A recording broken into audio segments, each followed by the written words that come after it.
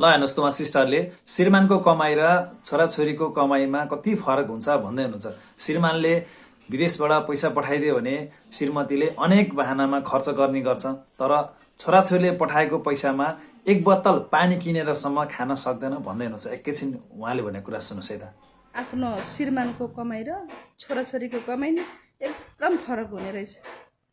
आफ्नो श्रीमानको कमाई अब विदेशबाट श्रीमानले पैसा पठाउँदा अब आज त पैसा आयो नि, तर भोलि कुन पार्लर जाने होला, कहाँ सपिङ गर्न जाने होला, साडी किन्ने होला कि सुट किन्ने होला, स्ट्रेट गरौँ कि बोटस गरौँ कि फेसियल गरौँ कि के गर्दा राम्रो हुन्छ, त्यस्तो त्यस्तो सोच हुन्छ कि श्रीमानको पैसामा। तर आफ्नो छोराछोरी आफूले जन्माएको छोराछोरीले कमाएर पैसा पठाउँछन् नि, त्यो पैसा चाहिँ नि एउटा मिनी वाटर किनेर खान नि एकदमै गाह्रो हुने रहेछ क्या। कति प्याज लाग्छ नि, तर त्यो पैसा छोराछोरीको पैसाले पानी किनेर खान नि एकदमै गाह्रो हुने रहेछ।